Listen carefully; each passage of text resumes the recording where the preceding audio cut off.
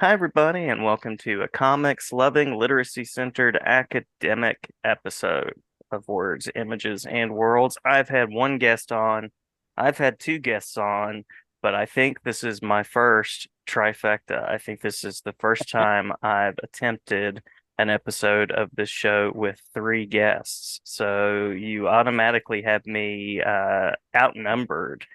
Uh, I mean, a great deal. So thank you all for joining. I'll briefly introduce. We have Dr. Barbara McClanahan, Dr. Mary Beth Nottingham, Dr. Kate. Do you prefer Kate? Yes. Kate Yes. Shannon, and I am Dr. Jason Dehart. So we could just sort of go around. We should have an entire episode where we just call each other doctor for the entire thing. And on like low self-esteem days, we could just play it on loop. There you Um, go. but we're here to talk about comics, and you all have been looking at comics and graphic novels and have a Facebook group that we'll talk about, and you're doing wonderful work in that world. So the first question that I'll throw out there, we can just sort of go in an alphabetical order here and maybe start with Dr. McClanahan, and that is, how have you discovered comics? How did comics sort of come across your path? Please call me Barbara. Okay, Barbara. Not doing the doctor concur thing. Yeah, Concur. Okay, all right. we get that from our students. It's okay. All right. Um, yeah, I true confession. I was born in 1942, so I am ancient with a capital A. Um, but I grew up with comic books. Mhm. Superman, Wonder Woman, a few Archie comics thrown in there. And I loved them. I mean, yeah, every time we went to the store, 10 cents, you could get a comic book. Mhm. Now, that really dates me, doesn't it? At any rate, as I got a little bit older, there was a group of, or series, I guess, of comic books that I came to thoroughly enjoy. That were classics, comics. I don't know if anybody else is familiar with those or not, but they were Mhm. early adaptations of classic English literature. Ivanhoe, Lorna Doone, those names stick in my head. And then as I got into junior high, I discovered Mad Magazine. Mhm. That was an eye opener for a young kid. But then, my goals were even then a little academic. And I began to get the feeling that no, comics aren't really where you need to spend your time. They're not real literature. They're just, some way to spend your time. Mhm. Mhm. So I put them away, and never thought about them again, really, until 2015. And in 2015, I read an article by our friend Ashley Delacqua, Mhm. uh, and a colleague of hers, in which they described a couple of studies that they were doing or had done, um, using Sean Tan's The Arrival, and how they were teaching comprehension and visual literacy and all those pieces successfully with this book. Oh, I thought that was intriguing. So I ordered the book, Mhm. and it came, and I sat down with it and started paging through. Now, of course, most of you know The Arrival has no words at all. So I paged through to the end, and I looked down at it and I thought to myself, what is this? I didn't know. So I read through it again, and it began to make sense. And I thought, you know, there's something here that I've been missing. Mhm. So I went back and I did some research, um, and began to read some things that got me interested in this whole idea of comics again. And then I called my good buddy Mary Beth Nottingham, and together we began to talk about, we, as you pointed out, we both have doctorates. We from the same university. We went through the same program, and none of us, neither of us, I should say, could remember ever hearing anything about graphic novels or comics, either one. And so reading the research, we began to realize we missed something important. And we felt like the teachers that we observed had missed it too, which leads to the background of ultimately how NAT came to be. Mary Beth, Dr. Mary Beth, Dr. Nottingham, Dr. Mary Beth Nottingham. Anything to add to that? Well, my students call me Dr. Not. So you can call me Mary Beth, or you can call me Not, or you can not call me at all. I'm okay with that. Oh, okay. Okay. I'm going to tag along with Barbara, but I'm going to make a little bit of a connection with Kate, even though she hasn't spoken yet, but you'll hear it probably when she does. One, I also started with comic books, but I started in the 60s before they went through the time period. People were still very much in love with comic books in the 60s. So they were widely available. I have always been a joyful reader. I read everything joyfully, and I mean everything. So if I could sit and eat breakfast and read the back of the cereal box, that's what I did. So I don't remember ever putting comic books away. I know that I did. They got worn out. The covers would fall off. The staples would start to, move around, and you'd lose pages. But I'll tell you truthfully, when I met my husband, I was 21 years of age, and he had quite the comic book collection. And while I was wasting time at his mother's house while she was at work or whatever, when I first met her, I read every stinking one of those comic books.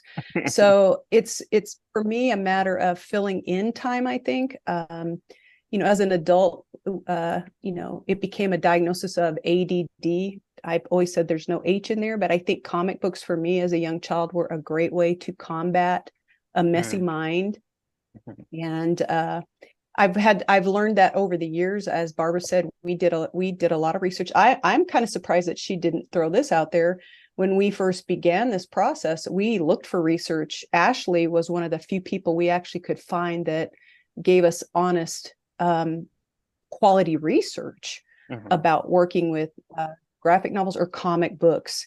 And even when Barbara and I went through our own books on our shelves and did a study trying to find, something we could share with our pre-service teachers, it was really impossible. A little bit of blurbs about wordless books. And I think we found one or two books about graphic novels, but everything was a small paragraph. So, and I pretty much tagged along with Barbara on this adventure. I dove in head first, but I dove into a book that for me didn't necessarily right off the bat say this is a great place for a comic book lover to start, which was Mouse 2, not even Mouse. So it was heavy and deep and depressing, I thought. I have grown to love it and Mouse, but it was a strange place to start off.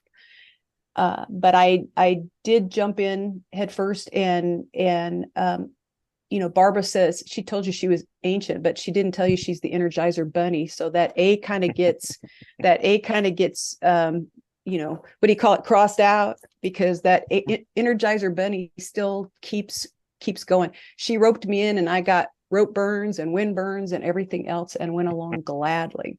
But I do use it in my classroom. I have loved it in my classroom. I have found that comic books and graphic novels are only limited by me, the teacher. My students will embrace them and love them. Even my college students will work with them and do things.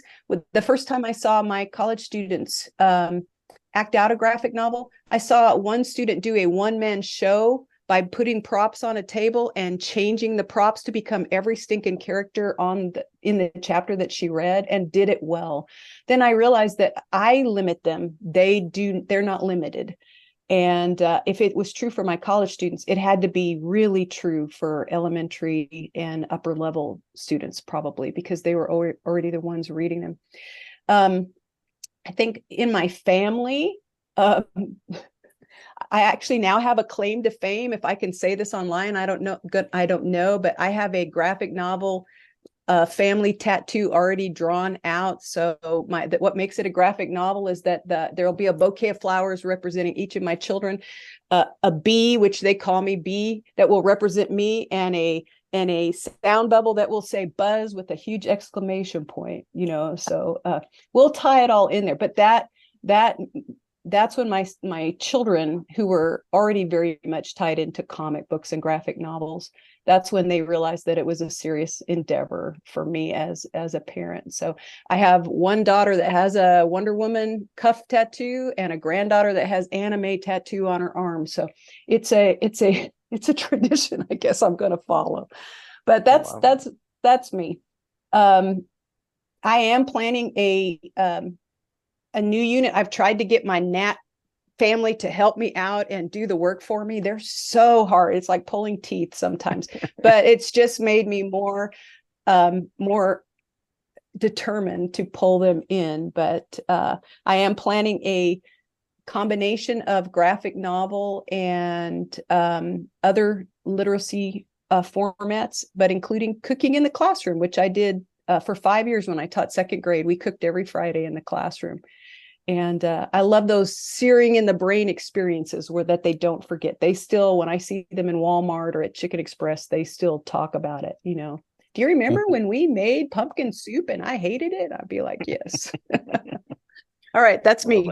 Love it. I am also a talker, so I'm trying to be quiet and cut myself off. So here we go. You're good. You're good. I'm going to point out that Brian Level, if you know his work in comics, he is also a tattoo artist. So he is a person that does mainstream comics, but also does tattooing. So there's a study there, or at least some interesting work that can be done in the world of tattoos and comics. I sat in on your professional development last week and so impressed with all of them. But Sarah Myers, I just became like, I went right on and followed her on Instagram. If there was ever any graphic artist that I would like to have draw a tattoo, I would choose her in a heartbeat. Sarah is great. Yeah. Thanks for sitting through my questions and enjoying their answers. Well, that was also a 3-person process there, so you've had a experience. But anyway, thanks for providing it. Oh yeah, glad to do that. Do that. And my tie into Kate was that my children, my 2 daughters, started with graphic novels and comic books in their reading process. So I'll leave it there. Love it. Kate, would you like to? Yep, go for it. I'll pick it up from there. So I have to admit that I was a struggling reader, and probably graphic novels, comics would have really helped me as a child. But I didn't really make that connection. I did, as I got a little bit older, and was a better reader, I did enjoy doing the crossword in the Sunday paper. And so sometimes in between maybe clues that were giving me some challenge, I would peruse, the comic section. It tended in our newspaper to be on the same section in the same area. And so, I did develop some favorites around Family Circle. Was kind of my favorite that I read all the time. I don't know why. But I was not really a consumer of comics. And I would say that I'm now a very text focused person. And I think that academia sort of pushes you in that direction. But that started early on. Words, I was really intrigued by words and finding the right words, to put together to convey meaning. And my sons kind of introduced me to graphic novels. So my older son, who's now 30, he learned to read with, I might get this backwards. You guys help me. Captain Underpants. That's right. And so Captain Underpants and his Game Boy, Pokemon games, taught him how to read, because it was like he had so much context there that it was just very motivating for him, and it really held his interest. And then we transitioned pretty well into, reading typical chapter books, when he was a 3rd, 4th grader or something like that. My younger and my older son still prefers anime and the manga, those kinds of texts that he still reads those.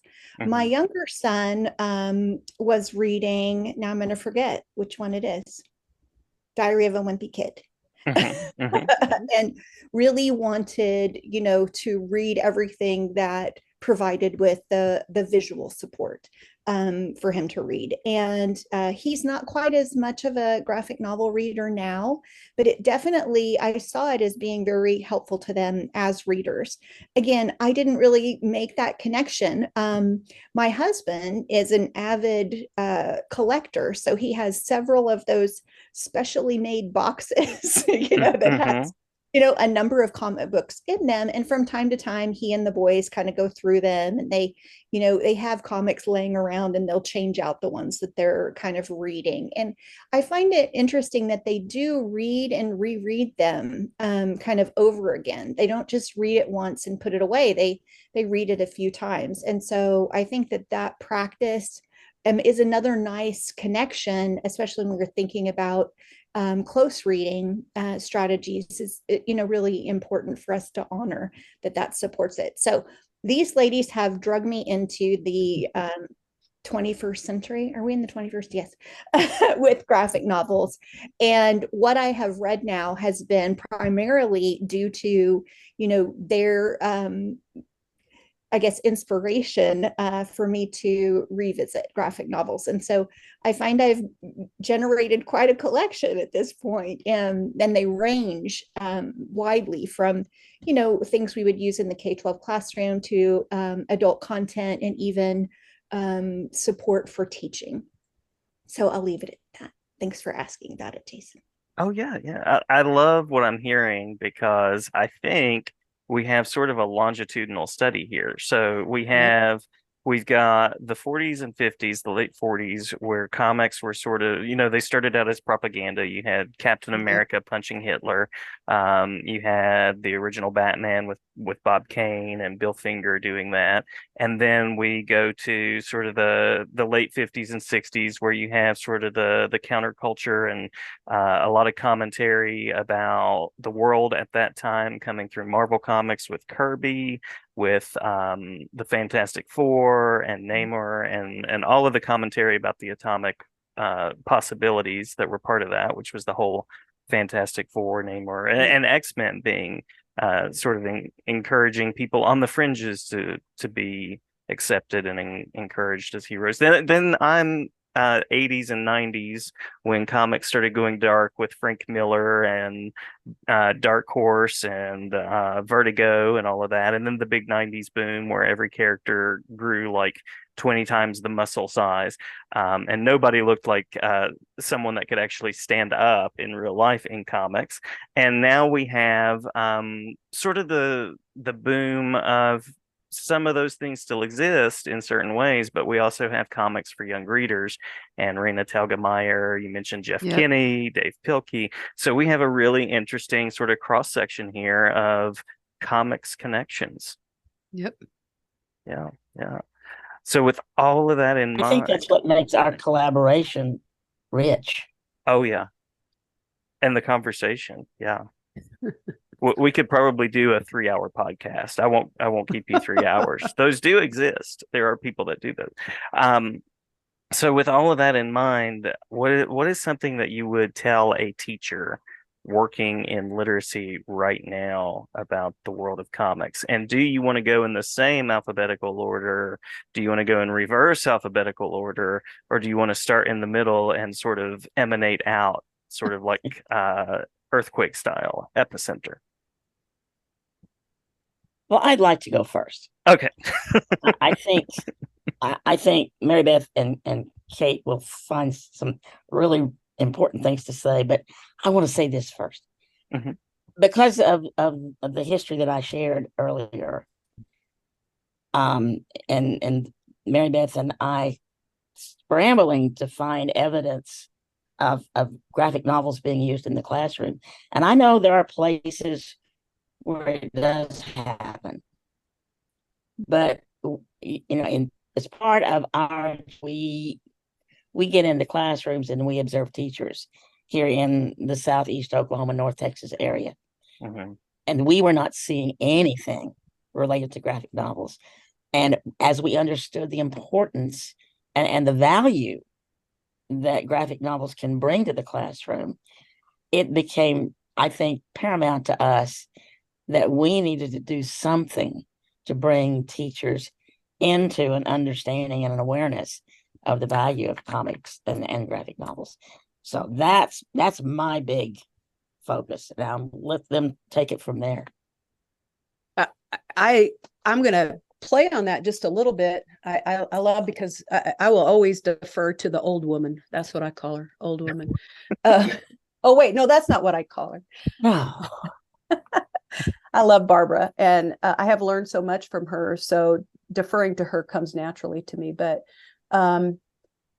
I think one of the things too, Barbara, that we have to play off of was that we had these pleas coming at us as we started researching. We started out at a conference that we go to every year that we love. And it's a small conference that's rich with literacy instructors of all levels. And we did a round table, and that's when the plea kind of started. We began to realize we're hitting a couple of themes. One, there's not a lot of research. Two, teachers are not comfortable with using graphic novels in their classroom because they have no idea what to do with them. And three, librarians were begging for us to advocate for graphic novels in the classroom. I would say probably 90% of the librarians that we talked to, they were like, yeah, these things fly off the shelves, but no teacher will use them. And to me, that was heartbreaking. So I go back to what I said earlier in my introduction. The limitation starts with the teacher, I believe. I don't think it's the students at all. Now, my own granddaughter, who has since, because I told you she has a tattoo, anime tattoo on her arm, has since made a turnaround. But, when Barbara and I started this process, she told us adamantly she did not like comic books or graphic novels. She wanted to build the picture in her own head. And but it wasn't very long that she began building graphic novels herself. She had no problem with using them to get a point across. She applied for the leadership position in band I think it was sophomore year in high school, by writing a graphic novel about her leadership qualities.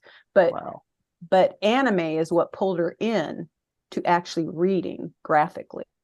And so, so there are some limitations, and there are some students that aren't going to just embrace them. But if I could go back to my 7th grade teacher self, because I went from 2nd grade to 7th grade, if I could go back, it is quite a jump. But you know what? I love those sarcastic little brains in 7th grade by a long shot. Plus, I'm a sarcastic person, and they got the joke. Like, they would always be like, yeah, that's not funny, but they got it. they got it, But if I could go back to that person, I would so much earlier on in those years pay attention to what my students were drawing. What they, I've heard this also as a theme so much. The students draw the characters. If they draw them, they're enthralled with them. There's something going on there. There's something that we need to pull from there. And I wish I'd have paid attention to that. I worked my rear off to find things that would make my students joyful readers, but I was missing this huge, I don't even know what to call it, but the clue was so big, it would have been like a graphic novel bubble over my head, with a hammer pounding you. Pay attention, but that's what I would say. Teachers, here's what we tell our teachers when we do professional developments. If you do it to teach a young adult novel, no matter whether it's historical or romance or whatever it is, if you use it in your classroom, you can use it with a graphic novel. If it's in your toolbox, it will work with the graphic novel. And I'm not talking teachers pay teachers. You can do it. Amen and amen. So I think it's fitting that I come next. I'm the educational technology faculty on our Durant campus and for the university in general. And so I am always looking for those ways that we can make students producers of meaningful content. And I Mhm. think teachers need to know that graphic novels are not just a way to support students' learning by providing multimodal content, but that they are a great vehicle to begin the work of supporting their students to create multimodal content. And that if they are embracing graphic novels in the classroom, they are embracing a variety of communication media types Mm. that we are already consuming. We are Mhm. already consuming these things for entertainment value. I want to see students being able to create meaningful learning artifacts using these kinds of modes for their own communication of their content understanding. And so I'm going to do a quick plug for a couple of tools, a couple of digital tools like Pixton and Mhm. Storyboard that allow a teacher to create a class that will allow her students to all join in together, create digital content using tools that are very much like the tools we use to create comic content, but that are in a class where students can share that content with each other in a safe environment. So it's not just out there on the web. They can comment on each other's work. They can support an ongoing development process so that students can harness the power of multimodal tools and content and develop those digital proficiencies that the ISTE standards, International Society for Technology Education, expect students to develop. And they are doing things like constructing knowledge and communicating creatively. They're probably collaborating with each other using these digital tools. And so I want to see this move not just from a really robust way to get students thinking about the content they're consuming, but also becoming producers of content. Love that move from reader to maker. I love that with comics, and the Mm. visual. Love the idea that anything that you can do in a traditional prose novel, any standard that you want to teach, you can teach with a graphic novel. And I was talking with an educator earlier today, middle grades educator near and dear to my heart. It was my wife, and I I was said, wondering. yeah. I said, well, what do you want in your classroom library? Because I'm always sharing books. We're sharing them back and forth. We're both readers big time. And she said, well, high interest novels, of course, and graphic novels. Those are the two most heavy traffic areas in the classroom library. If it's something new and recent, which has a very, definite timestamp, then it's interesting and engaging. And if it's a graphic novel, then it's a go-to. So we have just a few minutes before we'll have to sign back in. We may put a little like fake commercial in. I'm going to start doing, I think, fake commercials when I have to splice together recordings. Um, Do it for so your other podcast. Advertise the one you did yesterday or the day before in the middle, because it's a good one right absolutely. there. Absolutely. I love that idea. If you want to find out more.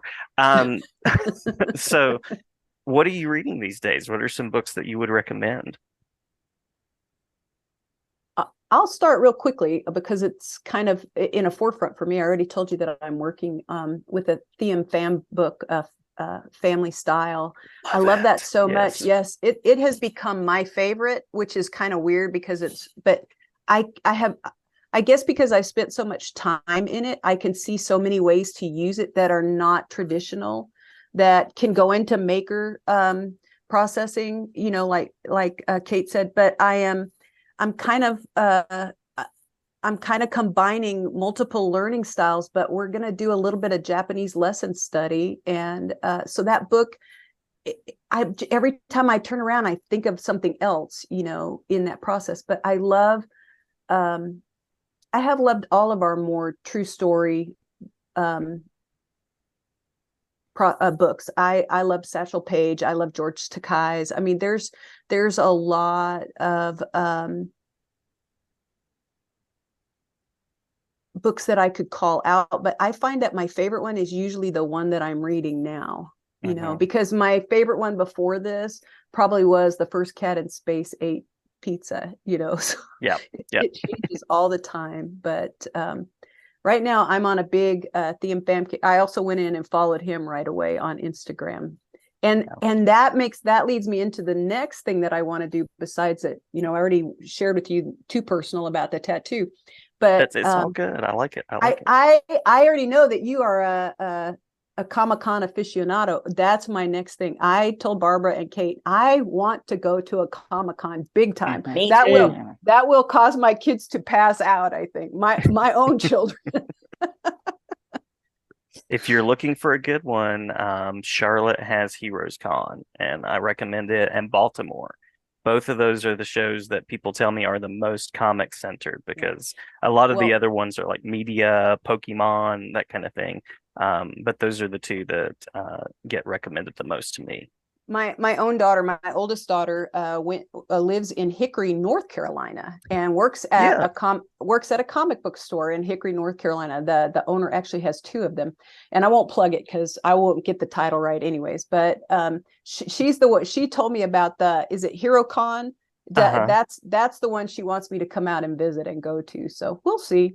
That may be our commercial spot. Okay. But yeah, I would love to stop by there. And if you weren't going to mention Family Style, I was definitely going to mention Family Style, because 10 Fam is just amazing. Amazing. It is. It has been a journey for me. And then I mentioned this at the professional development that we did recently, but I just bought the cheapest cookbook I could find, Vietnamese cooking, off of Amazon, because I spend so much money on books. So I was just really looking, let's just get it as cheap as we can for a Vietnamese cookbook. And I wish I could remember the author of that, because it's a lovely book. The pictures are amazing, but it also has her refugee story in there, which ties in so many places to his. And so it's going to make some lovely connections. All right. Some paired texting. Yep. Let me go next, because I'm going to go back to the history that Mary Beth and I had before Kate came along. We were just learning about graphic novels, and we were at a conference, I think, was it in Odessa, that Ruth Cullum presented, and she shared with us a book called, for younger readers, called Bully. And it doesn't have speech bubbles. It doesn't have a lot of the conventions that we usually think of that go along with a graphic novel. But after Ruth Cullum reviewed that, and we listened to a video about it, or saw a video about it, Mary Beth and I looked at each other and said, that is a graphic novel. When the story or the events are carried as much by the illustrations as by the text, print text. In my book, that's a graphic novel. And I think that's a wonderful way to get the younger kids transitioned into a variety of reading styles and components. So that's always going to be one of my favorites, especially for the younger readers. In terms of older readers, Mary Beth confessed that she liked Satchel Paige, Jim Crow, which she's never done before, but but I'm glad she does, because that really, to me, is a powerful little book, and I think it makes an excellent statement about where we are as a country, as a people, as a culture, and where we need to be going. It definitely does cross some barriers that are quite surprising for the time frame from which it's written to today. You can see some correlations that still we haven't come very far in some ways. But like Mary Beth, my favorite one right now is what I'm reading, which is A Bomb. Yeah. Steve Sheinkin. Yeah, yeah, that's a great one. Yeah, Go for it, Mary Beth. Or Kate. we have about 2 minutes, and then we can sign back in. I'm going to try Okay. to get my content in there so we finish up with this question. The thing that and I'm not reading this right now, but it is something that I think is relevant to me thinking about supporting teachers is Megan Parker's Teaching Artfully. And Mm-hmm. I kind of looked her up a little bit, and she's a secondary visual arts instructor, and she created some comics that she has on her website. So if you go to Megan Parker, it's Meghan Parker, Parker .ca/comic. She has some of the comics that she wrote between 2018 and 2019. They're just, maybe 4 to maybe some of them have 6 frames. And they're really about reflecting on teacher experiences like grading, like trying to get students to think about how a process that you want them to follow and saying should, and ought to. And, it's really just a personal experience when we're learning. And I just feel like it captures so many of the common experiences that we have as educators that it's just really powerful for me. And it's something that I feel like I can come back to, and there's something that it says to me personally. So that's what I went to for this question. But I just bought Bomb, so I'm Okay. looking forward to look at that one because of the science connection. I'll go ahead and recommend a couple of titles as well. One of those being one that I'm currently reading, so I'm totally with you on the current reads are the favorites, and that is Arca by Van Jensen and Jesse Lonigan. And Arca is sort of a dystopian science fiction graphic novel. Big science fiction fan that imagines sort of a future world in which aristocrats are taking people to another planet and more or less enslaving them to their will and their whims. And so there's some really interesting social commentary that comes along with that. And I just love science fiction. I'll also mention Frizzy, which is Claribel Ortega and Rose Busamra, which just won the Eisner Award for Best Oh. Graphic Novel for Young Readers. And I have a sticker. I tagged you all in the interview I did with Tully about Res Detective, so I'll mention that one. There are always good things to read, always good things to read. So you all have a group. I was not aware that there were t-shirts, so I just wore my Brian Stelfree's Black Panther Good t-shirt. choice. I try. So please tell us a little bit about Nat, and it's not the annoying gnats that you leave like apple cider vinegar out for. It's a really positive gnat, the best gnat that I know. Um, so how did this group come to be, and what is the way that people can get involved? Well, it would never have come to be without Kate. When the pandemic set in, Mary Beth and I had done a little study at a private school in the Dallas area, um, where we went in and shared things with teachers and then observed them and helped kind of coach them for the rest of the semester. We did this. Don't start a study in January in a school. Just don't do it. But we had wanted, we eventually got that published, and it was we learned a lot doing that about how to approach teachers and how to coach teachers and that sort of thing. So we wanted to do it again in a public school and maybe several public schools. And in we did that in 2019, and you know what happened in 2020? We couldn't get into schools. So we didn't want to stop. We were revved up. We enjoyed what we're doing. We thought it was worthwhile reaching teachers with graphic novels.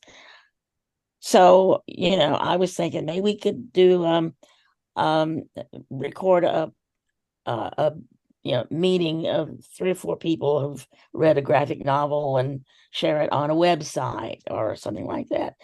Mary Beth wasn't really, enamored of that idea, but she listened.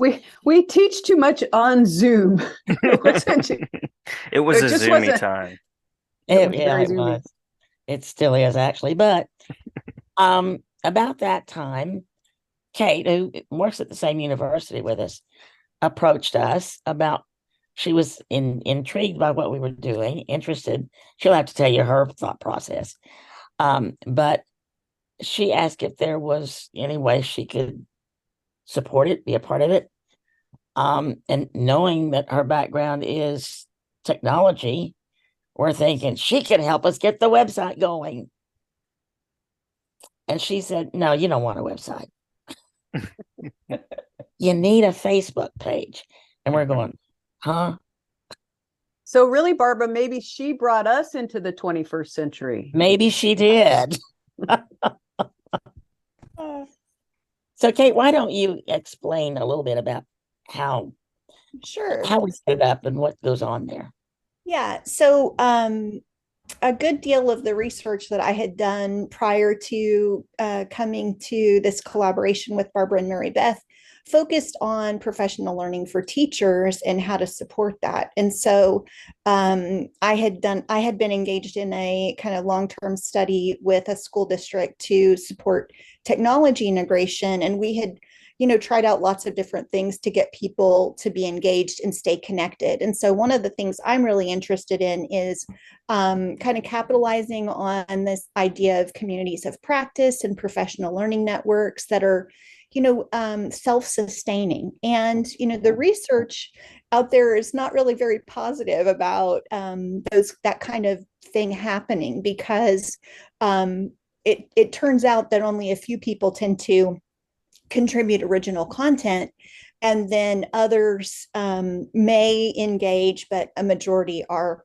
kind of lurking at the edge and not really being I don't know, obvious in any way that they're there, but they are seeing that content. And so I was sort of interested in to see if we could use a Facebook group and create that kind of long-term engagement, provide a platform where we could make information available, and whether that be people being able to share how they're using graphic novels in the classroom, asking questions about that, but to be more interactive, rather than just being a website where we might post some things and not really know if it is being made, if people are making use of it, or if they're seeing it at all. And so we still struggle with that. Like, does anyone see this?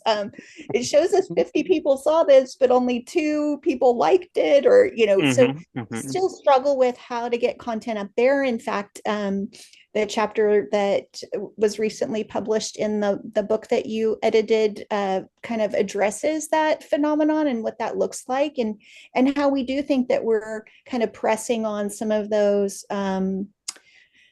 characterizations of social media as not being a very effective way of getting people engaged. We think that it's doing some of that, but we also do professional learning opportunities with teachers, and we see that those events really do create a little bump in our Facebook activity and sometimes in our membership.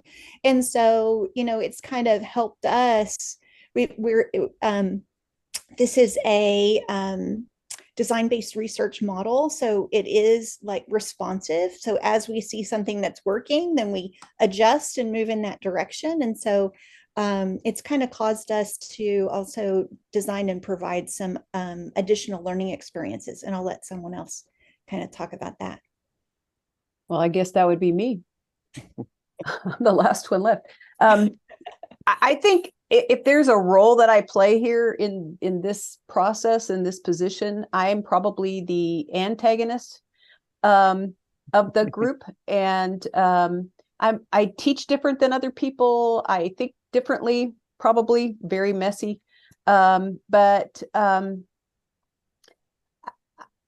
when something doesn't work, my ADD brain says, then leave it and move on. But this is a process that we can't do that because we don't know if it works. This is a phenomenology that we have to put time into that it becomes, those almost, I guess I won't use technical terms. So let me think about it's the study that you live, breathe, eat, and take part in long term, which is what I believe professional development should be, is long term and supported. That was my dissertation. But so this is kind of an advocacy, I believe, for us on two parts.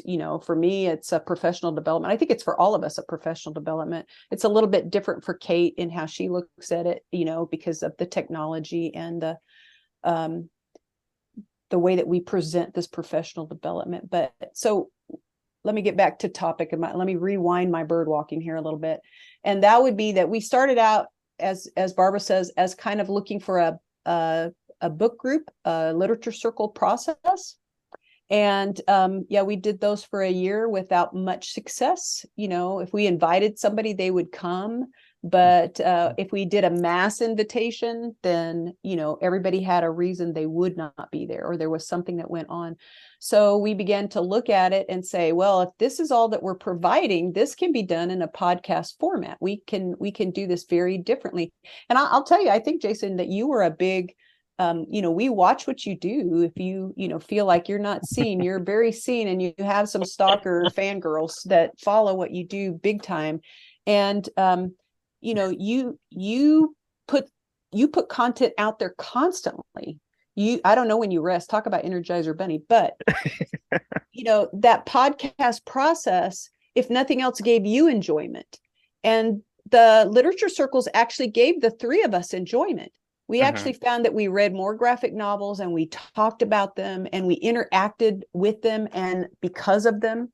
And it enhanced our creative thinking and ways to use these books. It made us, well, you didn't even have to, you could promote, Detective Rez, but, we all saw the podcast. So guess which book all three of us have already ordered? I mean, we probably all have it by now. Mine, I read it. Yeah. I'm in the process, but I'm still, I'm working on that, my, language arts lesson for the year. So that's my focus right now. But the podcast process, we don't know yet if it's successful for us, because we're just getting our feet wet and putting them out there. But if nothing else in the podcast process, we have learned.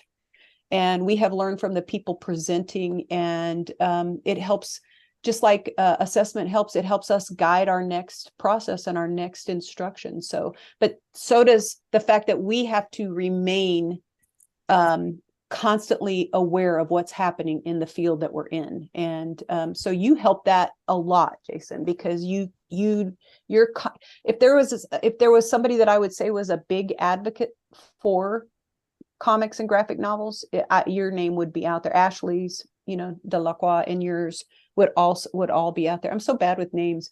How did you pronounce? I said Thiam Pham. So tell me how you pronounce his name. Oh, I think it's Tin Fan, but I could be wrong about that. Okay, that could be too.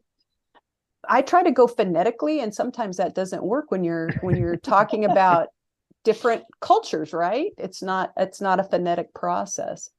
Anyways, that's kind of where we're going. We have found we did I guess can we call it quantitative analysis, where we saw where people most presented or not presented, but commented or liked or loved something. And that content and analysis is what's driving us to the next process also. And so whether somebody responds or not, we will continue to put, I've already posted 3 times about this, this lesson study that I'm developing, whether anybody comments or not, although there've been some pretty good comments, not a lot. I can't expect all 200. I don't think any of us expect all 200 plus people to comment, but just the fact that we get a few, we'd like a few. But that analysis is extremely time consuming. Yeah. For this last article, book chapter that Kate referenced, I think we met for a weekend retreat We at least we had twice. two retreats, yeah. Yeah. And we literally worked from the time we got there until the time we had to leave, trying to process all of that. It's a big deal. Well, Yeah. I love how intentional and thoughtful you're being with it, and um, thank you for sharing about it in the book as well, with the phenomenological aspect of it. Well, thank you for That, yep. promoting us and the work we're doing with this podcast. We're very grateful Absolutely. for that. But also encouraging us and actually providing support. I don't even know if you realize how much support that you provide. So please don't stop doing what you're doing. I kind of do you know who Colby Sharp is? Yes. Uh-huh. Yeah. Okay. For me, you're the graphic novel Colby Sharp, you Well, know. thank you. So that is a big deal for me because that's how we learn and we see what's going on, and we can stay in the 21st century till we move on to the next one. If I can't call Barbara old, I'm also old, but if we live long enough to see teachers embracing graphic novels, I would be really happy. I think when you become a teacher, there's a teacher age that's anywhere from 40 to 100. I think all students just anticipate that you're one of those numbers. I always tell my students I'm like 79 or something, and they just go with it. So so it works. In It teacher works. years is like dog years, teacher years. For That's every right. year you teach, it's 7 years. And then we go, now how many semesters are you? Ah, okay. All right. The rest of the world operates on calendar years. We go with school years. Um, and I do you get want to, before we get too far away from the Facebook group, I want to make sure that we're communicating that this is an open group. Yeah. And that if there's anyone listening right now and you think this might be of interest to you, that we invite you to take a look at us on Please. Facebook. You only have to answer 2 questions, and only one of them has to be yes. And you're in. We'd love to have as many as are interested. And again, graphic novels and teachers, and maybe Jason, you can include a link so that those who are interested can find that easily. I was just about to say, under the podcast description portion of this for the audio version, there will be a link. And if you're watching this on YouTube, there will be a bar that pops up about right now. There it is. That that will have the information as well. I love it. Thank you. Awesome. Absolutely. Absolutely. Well, I'm a fan. I remember once upon a time you invited me to do a book talk, and I got to talk about Green Arrow. So I appreciate being part of it and appreciate the work that you do. And thank you for saying yes to coming on this podcast. And always glad to share the podcast love, and always glad to. I won't say I'm always glad to edit a book. Right now, I'm sort of at the end of finishing up to this summer. It's good except for trying to find reviewers. I don't know. That might be a separate talk, but yeah, always glad to explore and collaborate and create and talk about comics and books that we love and authors that we love. Thank you. It's been a pleasure to be here. It's been a lot of fun. Good, good. Yeah, I've enjoyed it. Did we miss anything that you want to make sure to mention? Do we want to? I want to see the T-shirt one more time, I think. Okay, here you go. Yes. There it is. All right, it's all down there. It's got Southeastern on it, but there's the big balloon. Perfect. We give those out at our face-to-face professional development. But I think we have a few left. If you're not picky about size, we'll send you one. I will take it. I will take it. I'm picturing you all with like one of those T-shirt guns that they have at like sporting events. That's how teachers are, right? I mean, that they come for the freebies, so you have to kind of provide that process. Absolutely. Absolutely. That's the only thing that I was going to say is that I get a kick out of people saying teachers, we get our summers off, we get so much going on, and I pretty much believe the philosophy of most teachers is it's 365 24/7. So yeah, you never stop thinking about it. You never completely check out of it. So yeah. Well, thank you all again. Oh, Thank sorry, you. Mary Beth. Were you going No, to say I said something? thanks. Oh, yep. Thank you all. And I'm headed toward the exit button. fantastic. All right. All right. All right. We'll go ahead and hit that red button, but glad to talk with you all anytime. Bye, Jason. Bye-bye. Bye. Bye.